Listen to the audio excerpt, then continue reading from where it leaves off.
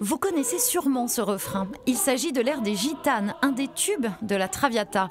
Nous sommes dans le deuxième acte. Ces bohémiennes égayent une réception mondaine et prédisent l'avenir de Violetta et Alfredo.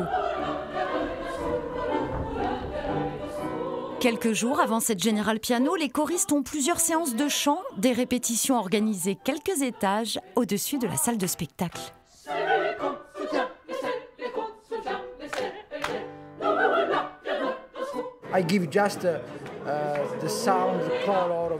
Moi, ce que j'apporte, ce sont les sonorités et les couleurs italiennes. Mais ce sont des professionnels. Il n'y en a que 3 ou 4 qui ont déjà chanté la Traviata. Alors pour moi, c'est fantastique. Tout est nouveau pour eux. Ils ont la motivation, il y a plein d'idées, c'est très stimulant. L'énergie de la nouveauté.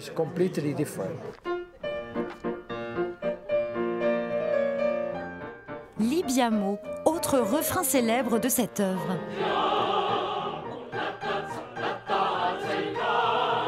Le chœur assiste alors à la naissance de l'amour entre Violetta et Alfredo. Les chanteurs apportent ici une touche de légèreté. Et il y a quand même un peu, je dirais, dans cette Traviata, beaucoup de paillettes, quoi. Il y a beaucoup d'espièglerie, il y a des moments vraiment très, très, très joyeux. Il y a peut-être moins de drame qu'on a pu connaître dans d'autres opéras de Verdi. Nous, on est là aussi pour donner ce contrepoids et cette joie vraiment ambiante qui fait, au contraire, ressentir encore plus fort les souffrances de Violetta, par exemple.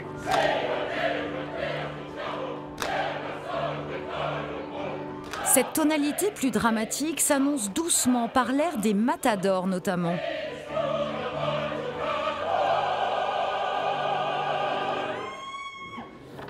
Deux jours avant la Générale Piano, les 32 chanteurs du chœur Accentus et de l'Opéra de Rouen bénéficient, comme les solistes, de conseils de mise en scène pour accompagner au mieux l'histoire. L'idée, c'est que vous rentriez, et par contre, les matadors, ça va être les mecs de chez mecs, hein, qui sentent la sueur. On est aussi dans une fin de phase d'apprentissage de la musique. Donc en fait, il y a plein d'éléments qui se mettent en marche. Et voilà, mais c'est super excitant, oui. Ça fait un peu cours d'école quand même, hein. Vous êtes assez dissipé. Oui. Mais c'est-à-dire qu'on joue, on chante et on joue. Vous pouvez tout à fait, chacune se retourne pour être... Même concentration côté femme, le temps est compté pour apprivoiser et se familiariser avec la danse.